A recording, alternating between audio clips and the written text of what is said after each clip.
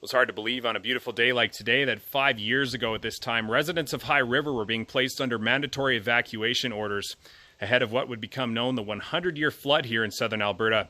That flood, of course, occurring as a result of a culmination of factors including a heavy winter snowpack and some heavy spring rains that saturated the ground, such that when that feed of moisture streamed out of the United States plains and piled into the Rockies west of Calgary, we saw those torrential rains resulting for 3 days. That water had nowhere to go but to flow above the ground, flooding several communities, including Calgary, Canmore, and High River. Over $5 billion in economic losses incurred as a result of that. Today, I am in the neighborhood of Beechwood Estates on the west side of High River. It sits on the Highwood River floodplain, and it's effectively a ghost town now. We're seeing big, beautiful homes completely abandoned, some open lots here.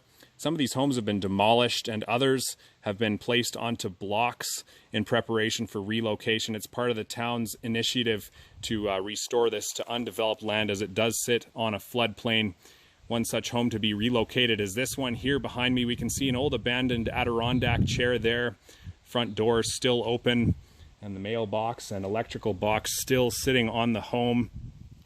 The exterior of these homes are, of course, in a state of disrepair as a result of being removed from the foundations and, of course, suffering flood damage. They are now sitting on blocks and beams several feet above the ground.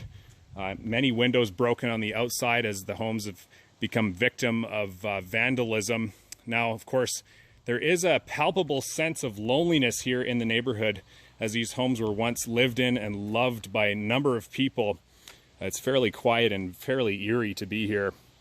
Back to the east there on the horizon, we can see with those rocks there, that's part of the city's flood mitigation program. They've spent upwards of $20 million on building a series of dikes to help protect the town from future flooding events. And the town is now known to be one of the safer in the country in terms of flood mitigation for future events.